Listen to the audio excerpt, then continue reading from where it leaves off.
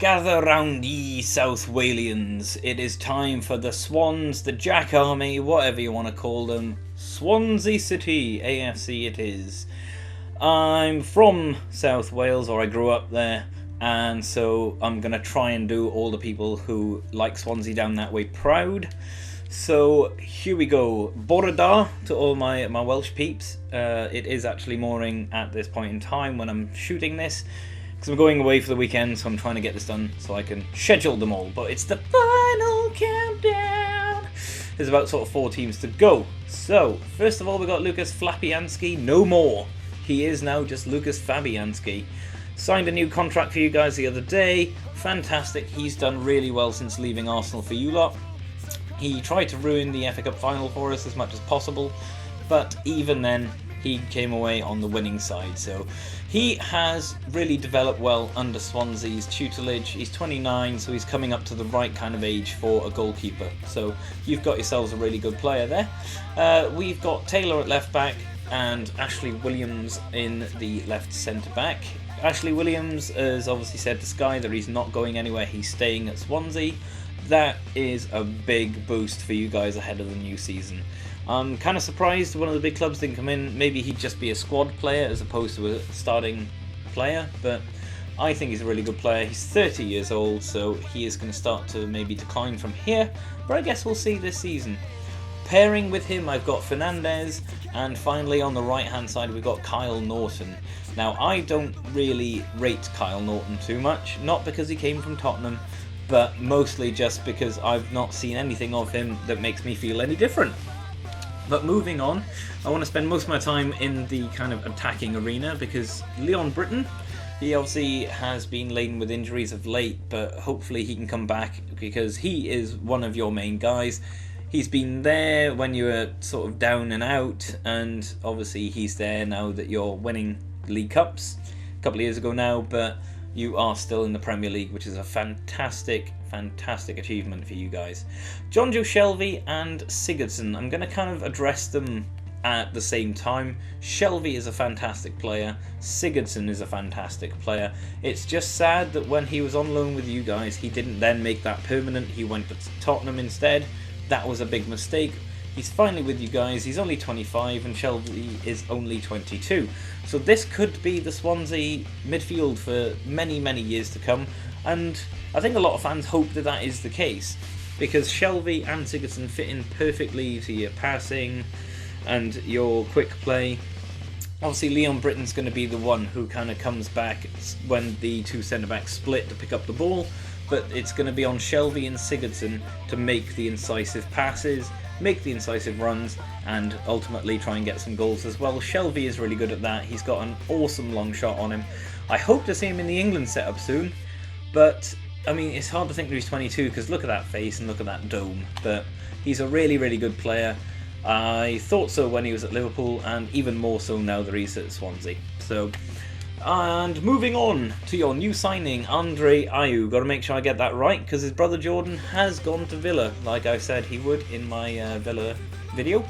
But he is a really good signing. He's 24. I thought he was a lot older than that, because I remember him coming through with Jordan when they were at Marseille together.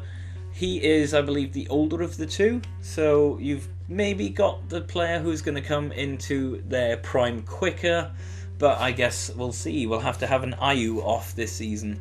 I've got Dyer on the right hand side. He is a fantastic player. He's so much more than just a right winger. He does his defensive duties brilliantly. He goes forward with menace as well. He's pacey, he can go past people quite easily. He doesn't always have the right final ball, which maybe makes his stats look a bit bad, but like I say, with his defensive work that he does as well, he is a perfect choice to have up there. And then you've got another new signing up front that I've put here. He is really good at headers. I said at headers, but yeah, he's come in, he looks powerful, strong, 6'2". He's going to be a bit of a handful for most people. He's skillful on the deck as well, so he's got good feet for a big man. So I'm going to really be interested to see if he actually starts, and if he does, how he does. But Obviously it depends a lot on Michu and what you're doing with him, but I've not included Michu in this squad at all. I assume he hasn't got a future at Swansea. Nordfeldt is your backup goalkeeper now. You've got a new signing, Tabano is your backup left back. He could possibly oust Taylor, but it's going to be a bit of a dogfight between those two. Got Amat, Ki Sung Young, who is a fantastic player and one you really should play more. You've got a bit of an overload here on the left hand side with Routledge, Montero and Ayew, but for me I'd play Ayew. If he gets injured or you need to make a sub, it's got to be Montero. He ripped Callum Chambers to bits at the Liberty Stadium when we came and played there last season, and I saw him do it to a couple of fullbacks. I think people are going to really hate playing against him, and he's 25, so he could be an interesting idea. But finally you got Bafétimbi Gomis. He didn't really start off too well. He finished okay. I don't like him because he scored twice against Arsenal, both in the last sort of 5-10 minutes, and both resulting in losses. But he did also score against United, I think, so, you know, every cloud. But he is a really good backup to have to Eder, but obviously he can come in, depending on what you're doing with Michu, like I say. But I'm going to move on quickly to your upgrades. And the upgrades I've gone for, maybe this one's a bit strange looking at the stats, but it's Dyer. I've gone for Dyer. I've put him up to a 76, which I think he's definitely a gold player. He's not a silver player. I think a lot of people in FUT would hate him to become a gold player because I've played against a lot of silver teams with him in them. But 37 appearances, 5 goals and 3 assists. Doesn't look that great, but like I say, his game is more than just that. Maybe he needs to put a bit more into that and work on his final ball, but his defensive work and the work he does for the team as well is fantastic. We've got Lucas Fabianski on the other side. Had a fantastic year. He's definitely a 79 plus goalkeeper, maybe even an 80 rated. We've got appearances 38, goals conceded 48 and 13 clean sheets, which I believe is on par with David De Gea, who everyone's raving about. So onto your downgrades. We have got Michu, because you had quite a good season last season, so it's hard to find downgrades, but Michu, if he stays with you, is definitely going to get a big one. But I've put him down to a 75 because he still maybe is living off that one good season he had. But appearances 6, no goals and 1 assist out on loan at Napoli last season. With the likes of Higuain, I mean, I don't know why he bothered going there anyway. He was never going to play. And maybe an unpopular decision here, but it's just because he's not played many games. Look at it, he's played 9 games in a season. I mean, that's just not good enough. I know it's due to injury, it's not his fault.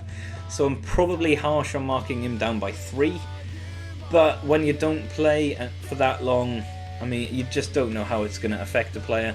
He could easily get back up to the sort of 75s if he obviously plays next season and gets over his issues. But I have only really seen you guys linked with forwards at the minute. The one on the left is Bahibek. I think I'm saying that right. Oh, God knows. He's from PSG, Paris Saint-Germain. He is a young forward who looks quite promising and is actually being linked with quite a few teams. Obviously, I'll be releasing quite a lot of these videos in short succession to get them out there before Saturday. And there are a couple of teams coming up who he is also linked with. And the other one is Stephen Fletcher from Sunderland. Bit of an odd one there. I thought Stephen Fletcher would be one of the ones staying at Sunderland, but apparently you're interested in him, so that could also be a good option. But considering you play one guy up front and you've already got 2 decent options with Michu, I guess Michu's going to be out and one of these 2 is maybe going to be coming in. But that is Swansea done. South Walians, I hope you're happy. Obviously you've got to be happy because Cardiff is still in the Championship. Yay! But that's me done for this one. We're coming right down to the last 3 in the next 3 episodes, which is so exciting because it means the Premier League is nearly here. And I can't wait. I have to wait till Sunday to see Arsenal, which is annoying. But obviously Swansea kick off against Chelsea in the evening kick-off on Saturday. I'll be interested to see how that goes. But did I get anything right, Swansea fans? Is there anything that I've missed? Any transfers that maybe I haven't said but you've heard of? Let me know in the comments. But again, plugging Five Nights at Freddy video, 500 subs. I need for a blue snowball giveaway, basically. And that's, I've said it so many times in these videos that I'm not going to keep boring you with it. Well, actually I am, but go and tell your friends. Let's get up to 500 subs. You got to like, comment and sub to my channel. Comment on the video itself saying that you want the blue snowball, or you can DM me on Twitter. I prefer comments on the YouTube channel though, to be honest. But that's me done. This is the Tippler 3848 and I am out for now.